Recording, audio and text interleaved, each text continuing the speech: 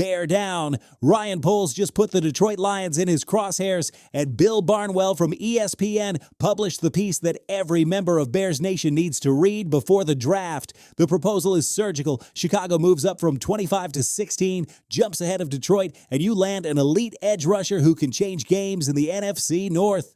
This is not a rumor. This is not a fantasy. This is the most solid analysis that has come out of Bristol in weeks. But that move comes with a price tag, a second-round pick, the same pick 60 that two ESPN analysts already identified as the only way to grab Sam Hecht out of Kansas State, the center that Jordan Reed described word for word as the perfect fit for the Bears.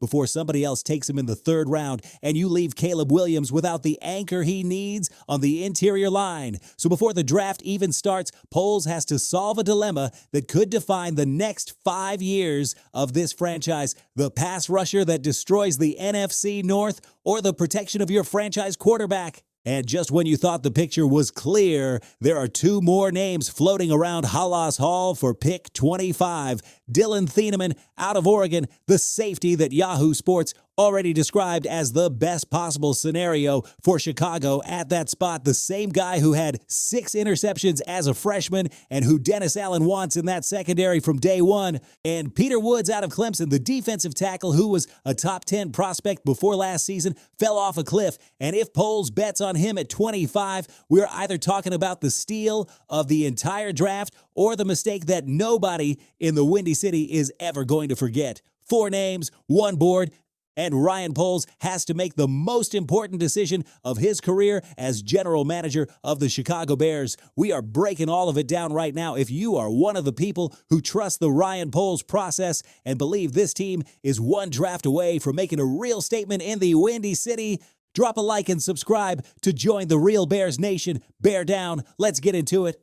Listen, Bill Barnwell from ESPN, not just some random guy throwing ideas at the wall, dropped a piece with his #1 trade idea for Da Bears in this draft, and it's one that's going to make you yell at your screen. The idea is simple but brutal. Chicago jumps from pick 25 all the way up to pick 16, packaging that 25th pick plus the 60th, which is the one they landed from the DJ Moore trade with the Bills. Who do they buy those picks from? The New York Jets. And what do you get besides a premium edge rusher? Bro, you leapfrog the Detroit Lions, and that's when I jumped off my couch. Think about it. The Bears' defense in 2025 led the entire NFL in turnovers. The secondary was elite, but the pass rush was a black hole. Montez Sweat is there, yes, but Montez Sweat alone cannot be the whole story. Dayo Odeyingbo is not the answer, and if this defense is going to keep dominating, it needs consistent pressure both inside and outside. It needs a real bookend partner for Sweat. Now, what do you get at pick 16? You're probably not getting Ruben Bain Jr., who's expected to fly off the board before pick 10. But you'd be well within range for Akeem Messidor, Keldrick Fogg, TJ Parker, and depending on where Poles has them on his board, Zion Young and Cassius Howell are also in that conversation. And what do you give up? Pick 60, the second-round pick that came from the DJ Moore deal, and that's where the fan base is going to split. Because that pick has real value. Giving up a second to move up 9 spots in the first is a serious price. But you got to ask yourself, when was the last time the Bears had a shot to jump up and grab an edge rusher who can genuinely change games? Because Aiden Hutchinson is over there in Detroit doing it every single Sunday. And Chicago has nothing close to that, and that hurts. That has been hurting for years, fam. Barnwell was clear. Staying at 25 isn't a mistake, it's a valid option. But if there's a pass rusher that both the Bears and the Lions have circled on their boards, jumping ahead of Detroit carries a strategic value that goes beyond numbers. It's division, it's rivalry, it's telling the NFC North that Chicago is here to stay. Look, I could be wrong about the Jets being motivated to trade down, but the logic is sound. If Poles believes there's a specific player in that range who can transform this defensive line, the move makes complete sense. The question is whether Messidor or Falk are at that tier on his board, because if they are, man, this becomes the move of the draft. And since we're deep in draft mode, let's be honest about something that doesn't get enough attention.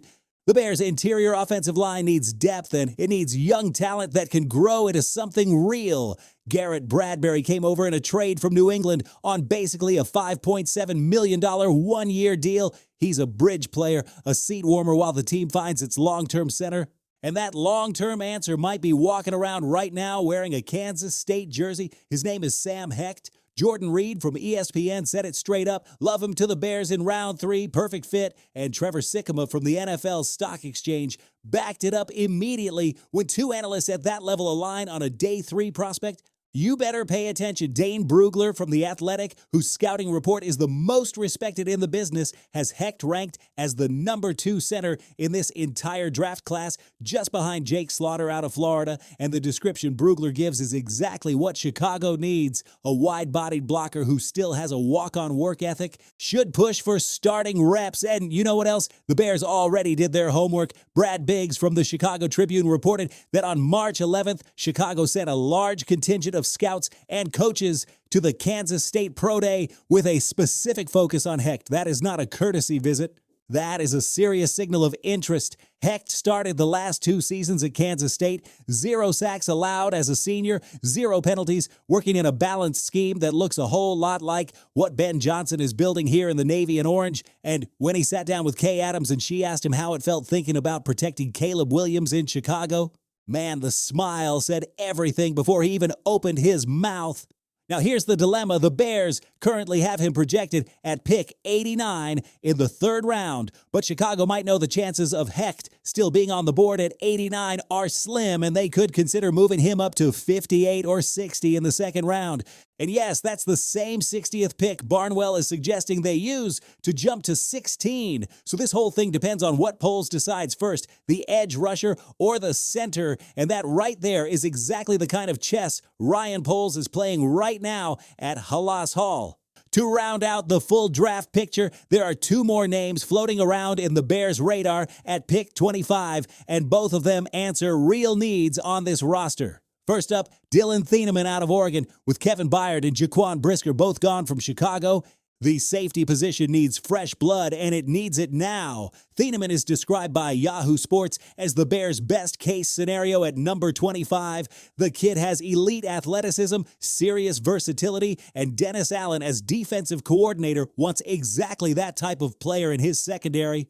Flexible, fast, and ready to contribute from day one. He came to Oregon from Purdue, where as a freshman, he had 106 tackles and 6 interceptions. 6 as a freshman. That's not normal. Y'all don't understand how rare that is. Second name, Peter Woods out of Clemson. And this one is interesting because the story of Peter Woods is complicated.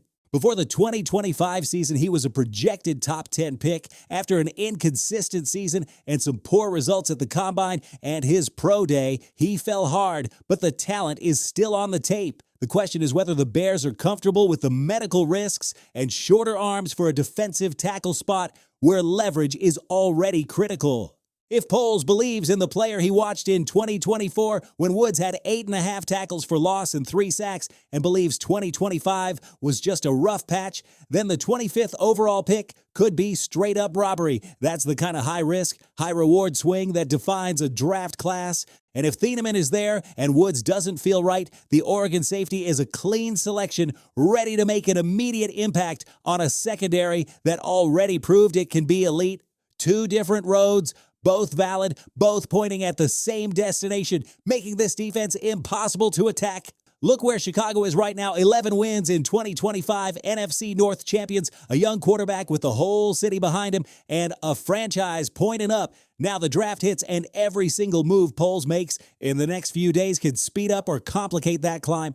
Does he jump to 16 and shatter Detroit's dreams? Does he grab Hecht in the 2nd to lock in Caleb's protection? Does he stay at 25 and trust that Woods or Thieneman will be there waiting? Fam, there are too many variables, and every single one of them is exciting. Drop it in the comments. What's your move for Poles in this draft? Do you trade up? Stay put? Who's your number 1 target? And if this video got your Bears brain going, you already know what to do. Bear down, Chicago.